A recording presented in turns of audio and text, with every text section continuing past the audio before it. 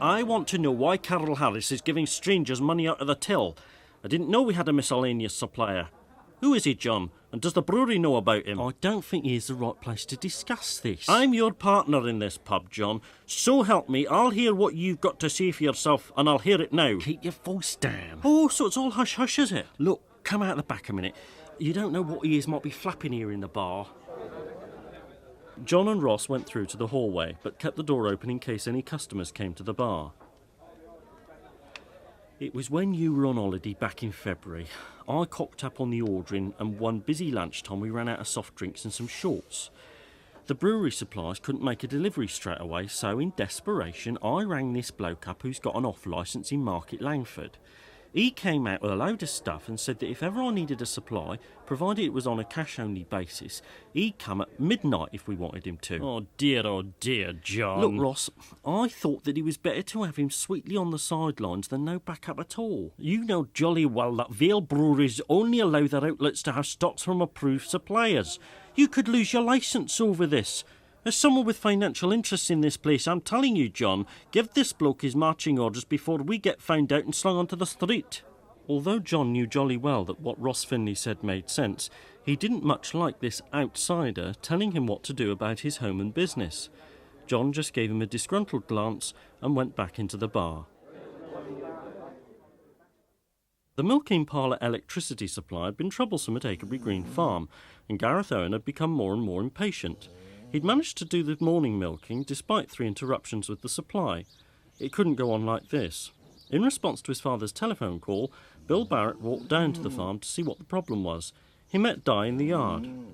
Morning, Dai. Oh, morning, Bill. Do you want to see Gareth? He's checking over the forage harvester. We're hoping to start I don't think silaging there's any next need week. to interrupt him, Dai. Just tell him that I've contacted the electricity board's emergency engineers. They should be out this afternoon before milking. Oh, splendid, Bill. Would you care for a cup of tea? There's still one in the pot, I do believe. Oh, no, thanks. That's very kind of you. I'm on my way over to Chippenham Market today, being Friday. Still taking an interest in stock despite having been retired for a number of years, eh? You never get farming totally out your bones, I don't reckon. No, perhaps not. I'm being a bit gentle with Gareth this week, Bill. You realise that it's exactly 5 years since we lost my daughter-in-law, do you?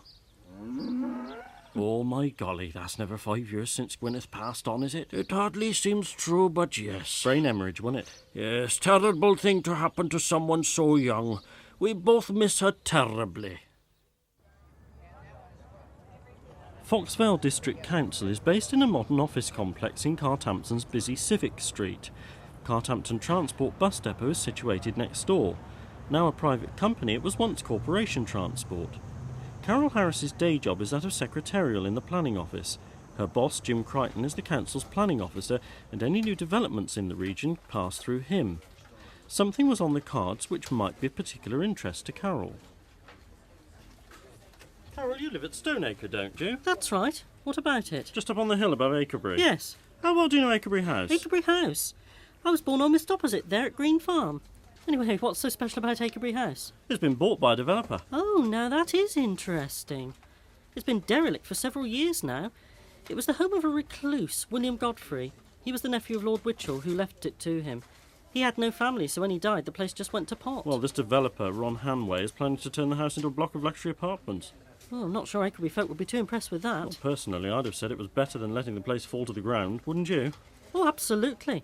Provided it's tastefully done. Will it get passed, do you think? Well, it's about to go before Acrebury Parish Council, but I can't see there being any problems. Yeah, I think it'll go through. About a third of a mile away from the council offices at the Gazette, reporter Barry Dixon was for the second time this week called into Ted Letts, the editor's office. Somewhat wrong, Ted? Oh, nothing. I've had a visit from the police and I've got some good news for you. Oh, I need it. Your old landlord. He's been arrested for drug dealing. You're kidding. I am not. He's apparently been peddling heroin. Well, that twat was a flaming smackhead. I'd never have thought that. So if you go down and see Sergeant Travers at the station, he'll let you go and get your belongings. Here, are you still shacking up with this girlfriend in Acrebury, by the way? Girlfriend? Well, she's a friend and she's a girl, so I suppose you could call her a girlfriend, aye. But I move into my new flat there on Tuesday. Oh, couldn't have worked out better then, could it? Aye. Thanks, Ted, and thanks for the lend of your clothes, too. Pleasure. Barry turned to leave the office. Then he had an afterthought. Do you know, Ted, that's the first time I've worn a nylon shirt for years. Major Harcourt hurried out of the farm office and across the yard towards the stables. His youngest son Joey, now touching age 30, was a guitar-playing hippie in the 1970s. His slightly way-out interests were still with him. He shared Brenda Cook's interest in art and he wore a ponytail. The Major never did totally approve of Joey's drop-out lifestyle, but he tolerated him. Joseph, if you're wasting my time... Peter, I'm telling you, there are 3 large tins of glue in the first box near the gate. If you put one of your precious prize hunters in there, it'll probably get high and go mad. Joey opened the box and they both entered. Good grief, that's some strong stuff. Father, there's your answer. Those 2 boys you saw were high on solvent. Of course, glue sniffers. Well, we'll have to get rid of these tins. I better let Sergeant Tidcombe know. This is going to have to be stopped.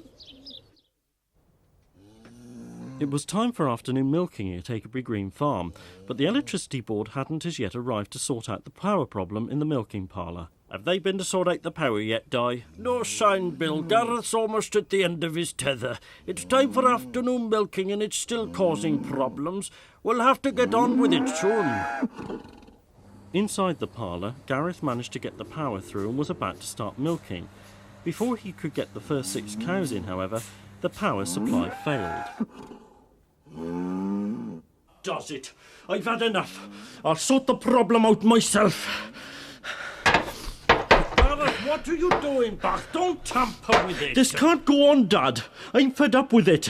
What the devil? Look out, Gareth. Don't touch them loose wires Eh? they're showing. Ah! Gareth, back. Gareth. Oh my God! I'll get some help, Di. Gareth! Oh, he's been electrocuted. Bill, I think he's dead.